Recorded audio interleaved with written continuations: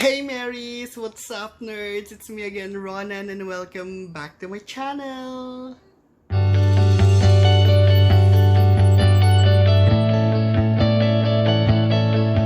Hello friends! Kamusta kayo guys? Oh my gosh! It's been a while, no?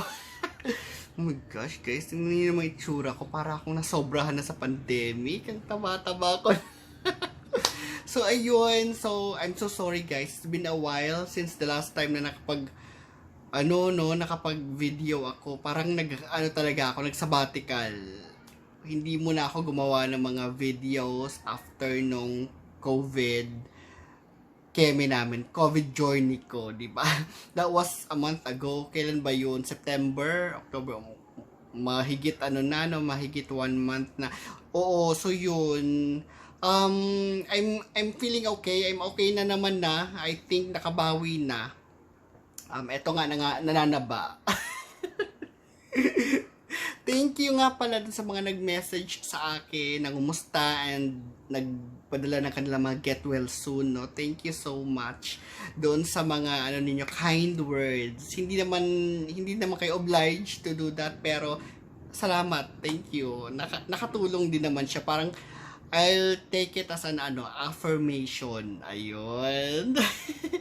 Ayun guys, so a quick updates, after nung COVID journey ko, muna talaga, so focus muna sa work and then sa sarili, pahinga, ayun, so hindi muna ako gumawa ng mga kung ano-ano man, wala muna akong ginawang videos and all, pero I'll try my best na ito bumabalik. Ayun, nagulat nga ako kahit na hindi ako naglalagay ng mga videos, no, sa YouTube. May mga subscribers, siguro yung mga bagong subscribers natin na ngayon lang nila na discover yung channel and then nakarelate sila. May mga anxiety issues na ngayon lang naglabasan and all, and then nakita nila yung videos. Welcome kayo guys. Thank you for subscribing. Pasensya na, hindi ako lately nakapaggawa ng mga videos. No, so sana naman yung mga previous, mga luma kong videos nakatulong kahit papano. I think I'm thinking na nakatulong naman dahil dun sa mga messages na nare-receive ko, dun sa mga comments na nare-receive ko galing dun sa sa mga videos na yun. So thank you guys. Siguro as of now, wala masyadong agenda. Magkumustahan lang tayo, and at the same time, may mga questions na laging lumalabas doon sa page. Siguro, I think nasagot ko na ito before. Gumawa na rin ako ng mga videos before, pero siguro ito yung mga bagong na-discover yung channel, and then hindi naman nila napanood yung mga iba pang mga videos. So, alam mo naman tayo ngayon, hindi ko naman pwedeng ipilit sa inyo na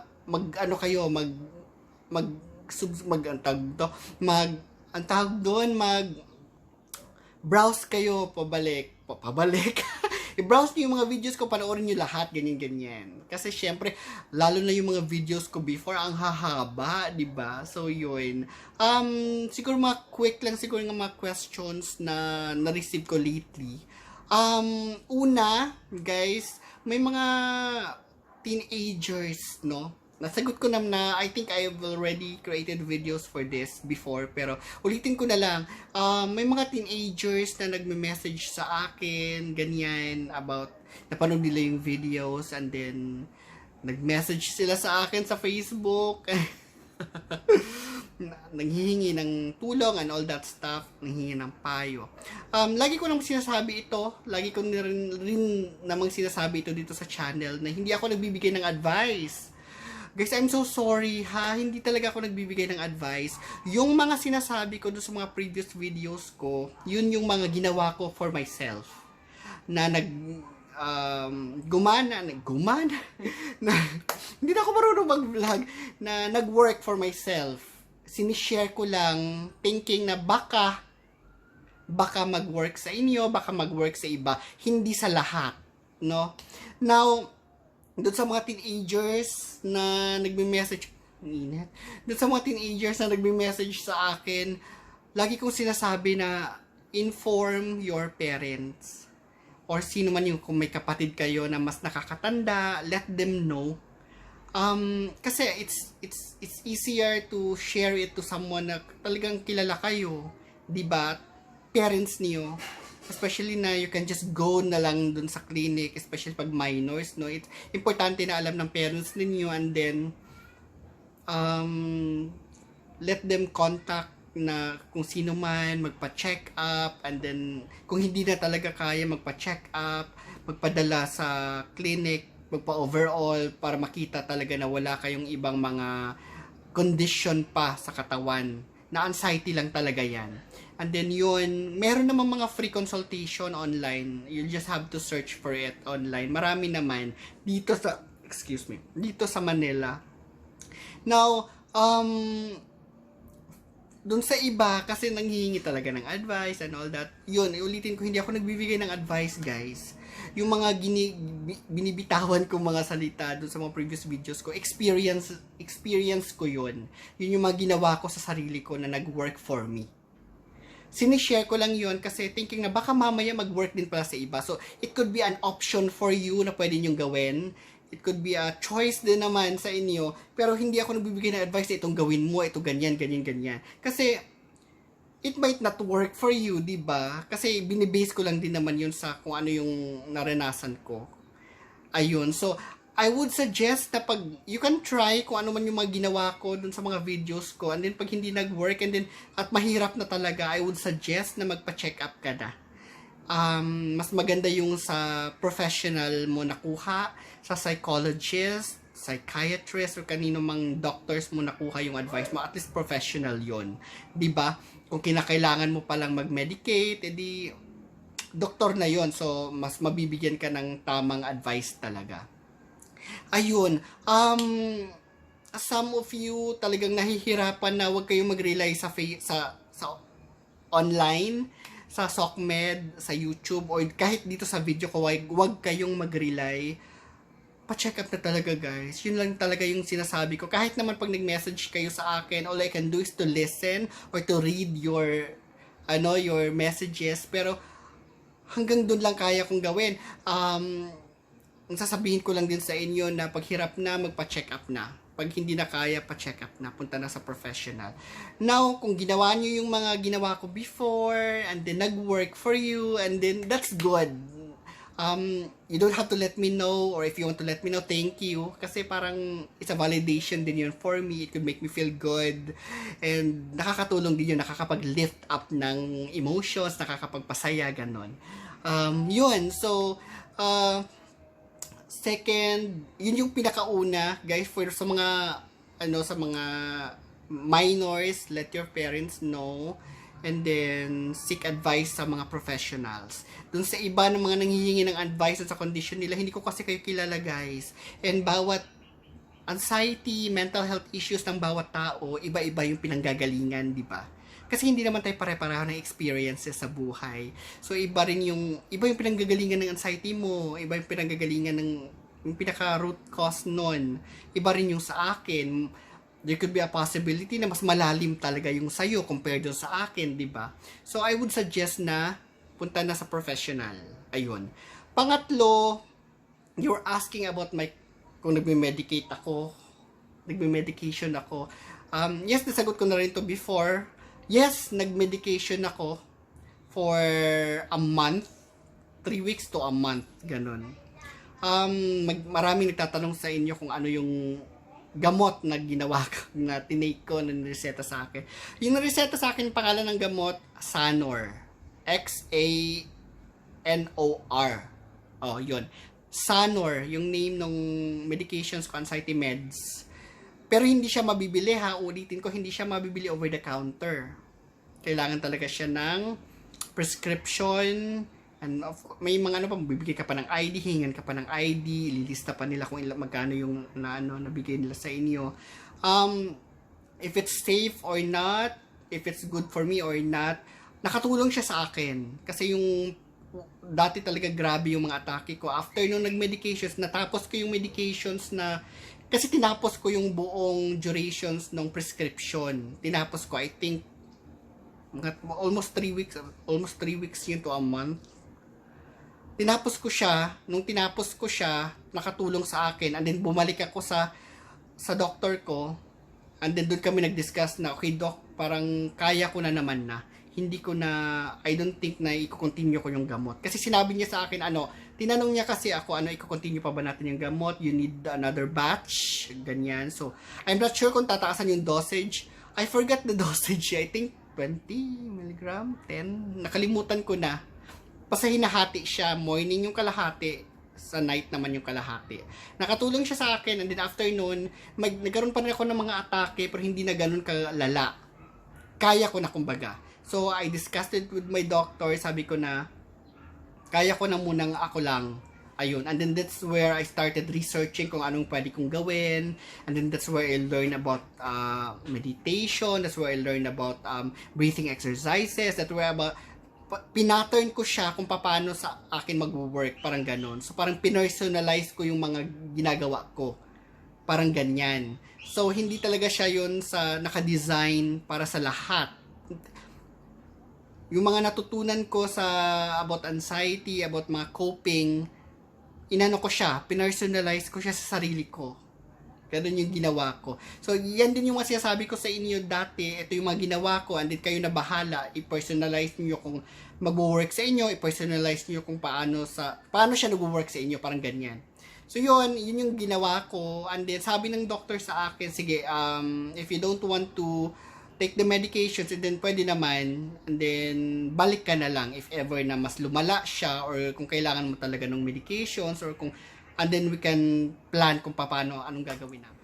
So, yun, ulitin ko, yung gamot na tinake ko is, ang name ng gamot is Sanor. Yun. Pero hindi mo siya mabibili over the counter. Next, ano yung vitamins na tinitake ko? Kasi sabi, hindi ko kasi binagit yung brand dati. Okay, eto. Yung vitamins na tinitake ko until now is Vanular B Complex. Punta na lang kayong Mercury o punta kayong Watson, sabi nyo, Vanular B Complex. Alam na nila yun. Yun yung tinake ko, nireseta yun ng doktor ko kasi nga, it started with severe tension headache. Yun yung pinaka symptoms ko pag nagkakaroon ako ng anxiety attack. So, sobrang matindihang tension headache, andun, tsaka na si anxiety lalabas na bugbugan, matindihang atake. Ganun siya. And then, kaya, yun, hindi kasi siya nawawala. Hindi siya nawala. Andyan lang yung tension headache ko. Andyan lang din si anxiety. Pag gising sa umaga, andyan na siya. Pag tulog ko sa gabi, andyan pa rin siya. Hindi siya nawawala. So, aside dun sa binigay sa akin na Sanor na anxiety meds, binigyan din ako ng B-complex. Ang sabi ni doctor sa akin, you can, kung ano talaga, mabigat talaga, you can take it in the morning, you can take it at night. So, sabi ko, ayoko na kasing maraming tinitake. Gusto ko lang isahan lang. So, ang una kong ginawa, tinake ko siya in the morning. Yung pag-start pa lang ng day, hindi siya nag-work. Yung B-complex. Parang hindi siya nag-work. Walang effect. So, bakit kaya andyan pa rin si tension headache na parang may sobrang mahigpit na band, na elastic band dito sa noo ko. And then, I tried taking it at night bago matulog. And then, the next day, parang nawala na siya. Hanggang totally sa nawala siya talaga. So, nagwo-work siya pag, for me, nag-work siya, pag titake ko siya sa gabi. Ayun. So, hanggang ngayon, tinitake ko pa rin siya, night ko siya tinitake bago ako matulog.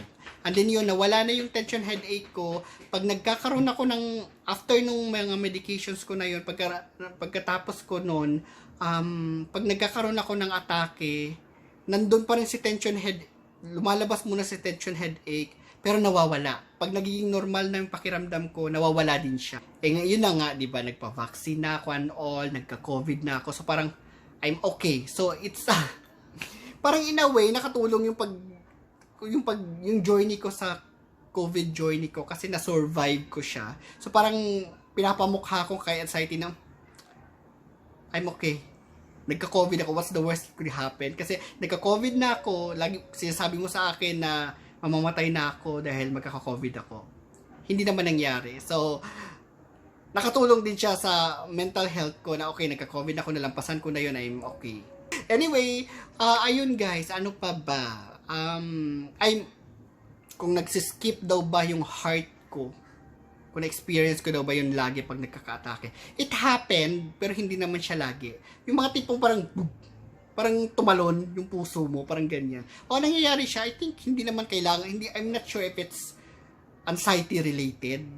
Nangyayari naman siya, kahit nga wala akong anxiety, minsan nangyayari siya, pero hindi naman yung lagi everyday. Pero kung nangyayari yan sa inyo everyday na talagang parang hindi siya nawawala, I think pa-check mo na, 'di ba? Baka may iba ka pang condition aside dun sa anxiety, parang ganyan. It's better na ma-check yung root cause, 'di ba? Para at least makatulong din yung pa-ease ng anxiety mo. Ayun. Ano pa ba? Iniisip ko yung mga mga mini-message niyo sa akin regarding your anxiety. Ayun, yung mga nasa yung mga nasa ibang bansa, I totally understand you guys. Kasi syempre, let's say kung yung country kung nasa ang country kayo is hindi English yung language, no? Yung second language, ganyan, hindi masyado, let's say, nasa Japan or nasa Asia, ibang country ng Asia or sa Middle East, it's not easy to go to a hospital para lang i-discuss yung anxiety issues mo, di ba? Kasi syempre, papaliwanag mo pa.